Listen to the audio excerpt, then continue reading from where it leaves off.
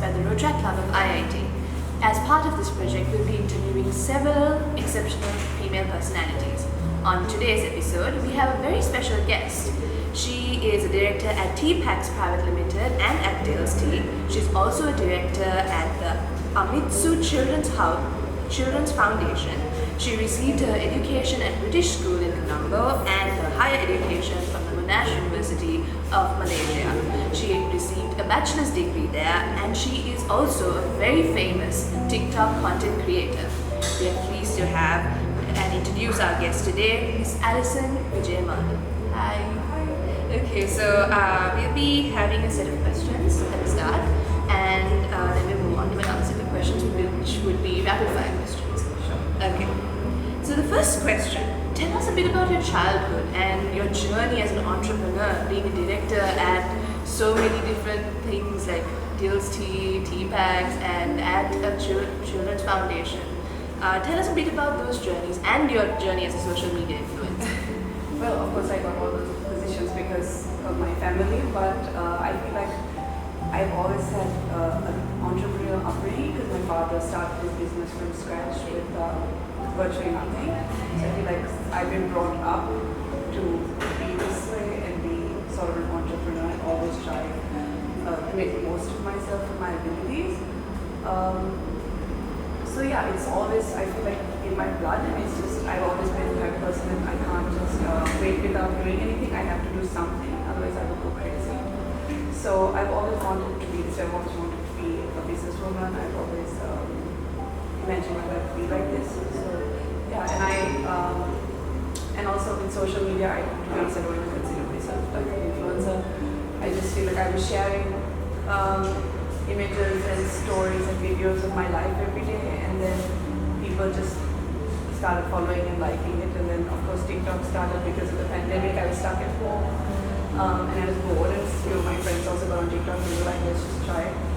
We didn't expect it to go the way it's gone, but of course, yeah, it's just a thing I like to do on the side of the work I have to do 9 to 5. Your TikTok videos are really nice to watch. Like, it comes on my For You page and I'm like, oh, really? It's because I can't dance, so I had to figure out I could do something, but I can't dance because no one wants to see me dance, trust me. So I had to figure out something to do. So yeah, it's cool. Well, I actually enjoy making TikToks, and even Instagram I like enjoying sharing things, especially when it's like something I'm passionate about and people, I can get so much attention from it. Yeah. Okay, so let's move on to the second question. So, IIT Children's Foundation, what is it? Can you tell us a bit about that journey? Sure. So it was actually formed by my late aunt. She was a Montessori teacher in America, and when the tsunami hit, she decided she wanted to start a foundation in Sri Lanka for children affected by the tsunami. So then she started the school, she built the property, and then in 2006 she passed away. And she ultimately left it to me and obviously I was small, so my father. And now my mom mainly runs it. I can't take the credit for it because she's the one who does the making work and the day-to-day running of it because me and my father are working. And I help out with social media donations and sort of like all. So now the three of us ultimately because we have carried on my aunt's legacy, what she wanted, and make sure it's done properly. It's really nice to hear about this foundation. Yeah, we have 24 kids. It's not huge, but it's a nice property. We want to make sure it's done properly. So that's our main goal, and make sure that even after the 18, they're still looked after and they're still put into a proper education and they get to live their lives. That is really true. Even if it's a smaller crowd, like making sure that they are happy keeps you want to do it properly. Yeah. And not, have a lot of kids because that's our capacity right now. But hopefully in the future, I won't be able to expect. Okay. So the third question, did you sometimes feel like giving up? If so, how did you overcome those feelings? Like, in a sense, like being an entrepreneur, being a social media influencer, a director at a Children's Foundation. Did you ever feel like you want to give that up and just like, I can't do it anymore? And if you ever felt that, how did you just like be like, okay, no, that's not me, I'll overcome it? How would you? I mean, it's not easy working 9 to 5 and doing business every day, especially running a sport company and working with people from abroad. There are so many mistakes that I've made that I feel like, oh, I really feel like I messed up this time, I can't do it. But also I don't feel like speak about, and I've not been taught to do that. But other than that, every mistake I feel like I take it as like a lesson and learn from it and try to be better. Definitely social media people try to get you down as well, but I don't know. I'm a bit more thick-skinned than some of those people, but yeah, it's just about learning from mistakes that you make instead of letting it be. Yeah, being thick-skinned in an entrepreneurial world is really important.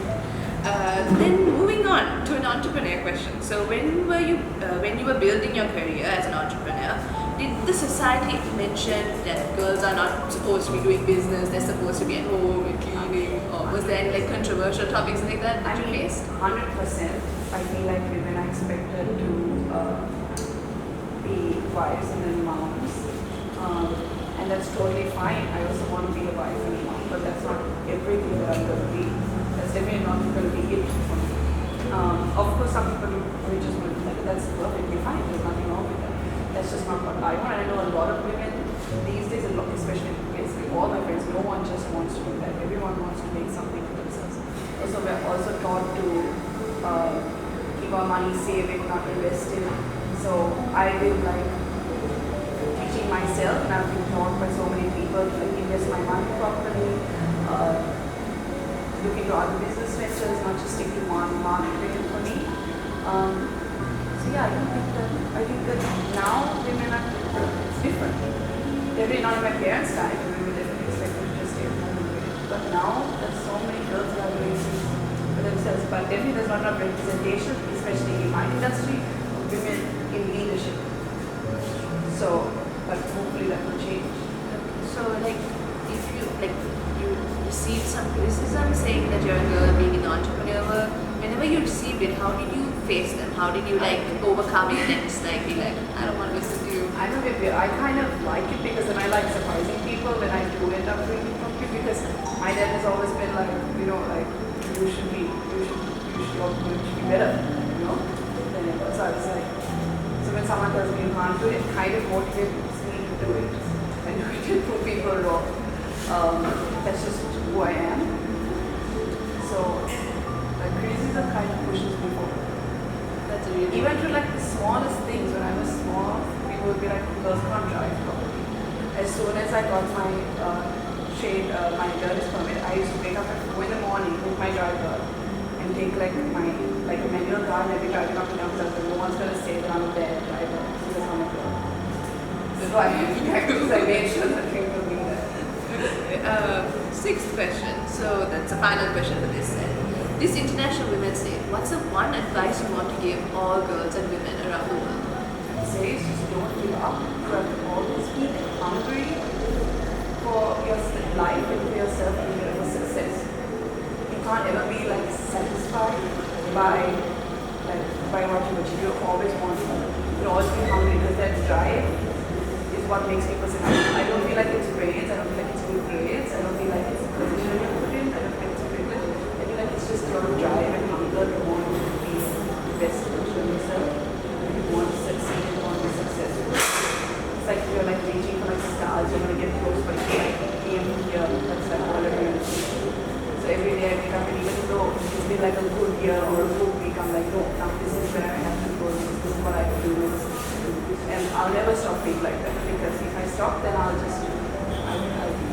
crazy. So also another thing is that really be nice to people and be kind, because there's no point being successful and being a horrible person. That's a good advice. That will always come back to you. If you do good things will come back to you, and I really believe that. Okay, so we are moving on to the second set of questions, rapid fire questions. So whenever I say the question, you just tell what is the first thing that comes in your mind. Okay, your favorite childhood memory? I would say I used to drive with my dad on like weekends. He just kind of like work out and stuff on the road, and like so fun. And he would talk to me about business and how I'm going to do business. That's probably one of the things that really like fun. Okay, so the next question, what quote resonates with you? Is there a quote that you like every time you look at it, you're just like motivated? It was just I got it at Economics. It was just like be kind and work hard, because those are the only two things that I feel like the main two things that I live by. So that's It's not really quote, but it's just two things that I use. So, okay, what is your favorite type of music? I would say R&B or like sometimes house music. Yeah. I like music. Okay, interesting question. Do you have a hidden talent that you haven't shown the world or anything?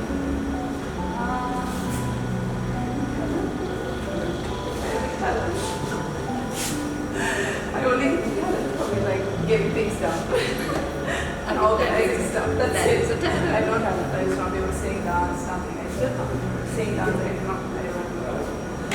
One thing is making stuff, but like get stuff done. That is a talent. That is a very big talent. Okay, describe your style in one word. I mean, I love fashion. I love dressing up. It's I would say it's simple, but